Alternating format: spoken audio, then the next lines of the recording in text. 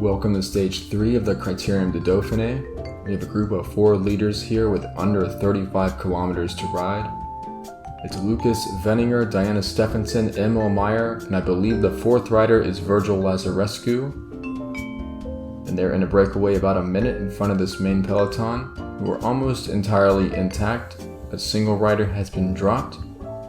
Still don't have a name for that rider, but considering it's showing them as a stage favorite, I bet it's a sprinter who's not really worth keeping an eye on in the later stages of the Dauphiné. So an unfortunate event for whoever that rider is, but in the meantime the race goes on. Barreling towards a sprint finish here, perhaps the only real flat finish of this Dauphiné stage race, because we have a lot of mountains to climb in the final week. And that means for teams like Castelli that it's time to go out and win the stage. Especially for a team like Castelli, in fact, because they are in last place in the team standings, and they really need a win to start boosting team morale.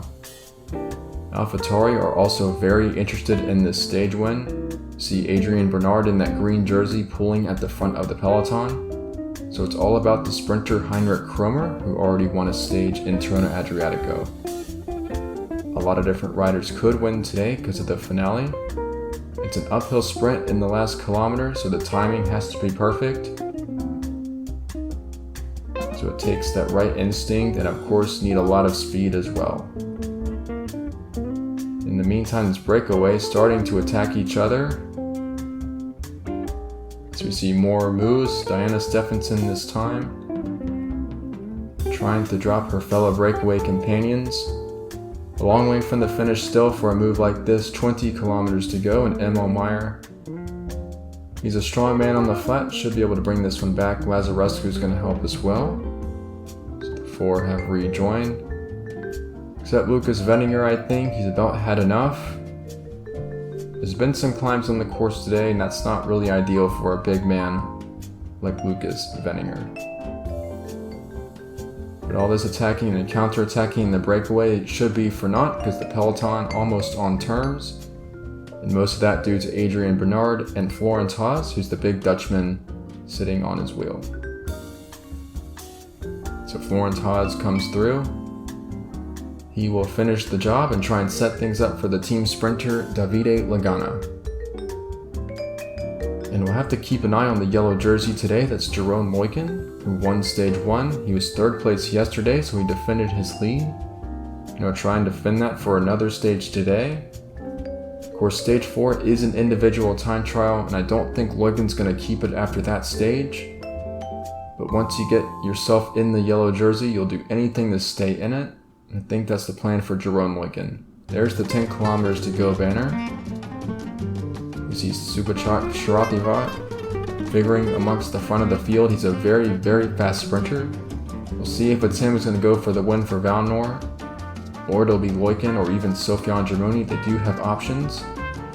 And you see the lead out somewhat starting as Ugo Zorzi wants to keep the pace high for the Castelli team. You see Davide Lagana moving up on the left-hand side. He's got a lead-out man in front of him. Valnor, Sismic, Euskaltel, Euskadi all seem to be good position.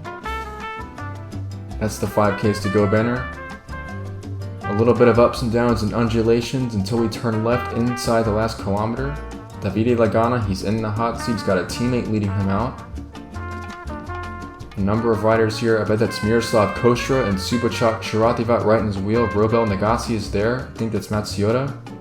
And here comes Valnor. They're trying a final lead out for Subachak Sharativat. There's the Flamme Rouge.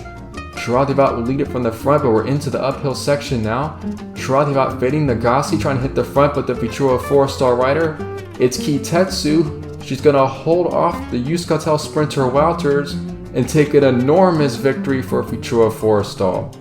The first woman to win a race in this VeloTour season, and she did it in grand style, beating all the fast sprinters. In a tricky uphill finish, Kitetsu is the best of the field, a well-deserved victory, and a huge, huge highlight for the Futura 4-star team. Well, that more than justifies her late round draft selection. Looking like a steal because she's been a great teammate this season, doing so much work in these classic races like Strada Bianca. And when given the chance to win a race on her own, well, you see just what she's capable of. A great sprint by Kitetsu, a big win for the team. So let's go ahead and take a look at the stage classifications. For stage 3 of the Critérium de Dauphiné, your winner, Ichikawa Kitetsu of Ichiro Forestall. Johnny Wouters of Euskaltel Euskadi is second.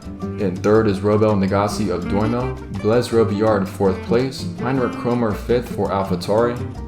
Davide Lagana a disappointing 6th place result. Kasper Bosmans in 7th. Miroslav Kostra 8th. Kazim Benabi 9th. And Mario Matsuoda in 10th place. And those 10 riders all received the same time, not including the bonus seconds of course. But from 11th place down, starting with Supachak Chirativat, they had a 13-second time loss, so there was a gap there. And also Rico Rudiger, one of the big long-term favorites to win the general classification of this race, he lost almost 3 minutes on the stage. He was caught out in a split. That is a big disappointment for that team, but they still have Jean-Marie Caillou. Let's look at the GC now after the third stage, and Mario Matsuoda taking the lead away from Jeroen Leuyken. Leuyken was unable to make that front group of 10, and that means Matsuoda is the new leader. So he leads the race by 5 seconds over Jeroen Leuyken. Davide Lagana up to 3rd place. If he had won the stage, he might be leading this race, so a big what if. Luis Sancho 4th for AlphaTauri at 19 seconds. Ibai Leida, Rodolfo Lucci, Ugo Zorzi, and Dennis Nsengamana in the same time as well. Blaise Robillard up to 9th place at 29 seconds, and Miroslav Kostra in 10th in the same time. Onto the points classification, Jeroen Leuyken did not score today, but he still leads with his 45 points. Bernard still 2nd with 41, and Robillard up to 3rd. He now has 34 points. Stage winner Kitetsu, she's now up into 5th with 25. In the King of the Mountains competition, no meaningful points scored today. Deshay still leads with his 12 points. But of course that number quite low considering the big mountains coming up, so that is still a wide open competition. In the team classification, Castelli still leads with that 23-second gap over Nautalia and AlphaTauri. Vanor down to 4th at 36 seconds, Sisvik now 5th at 46 seconds. In one of the great sprint royales of the season so far, it's a great appetizer for the time trial tomorrow. Not the most entertaining racing, but a big appointment for the riders who want to win this race overall.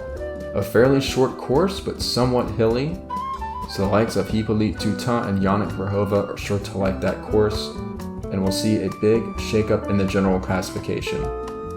See if Mario Matsuoda can defend his lead amongst other storylines. Until then, we'll see you next time.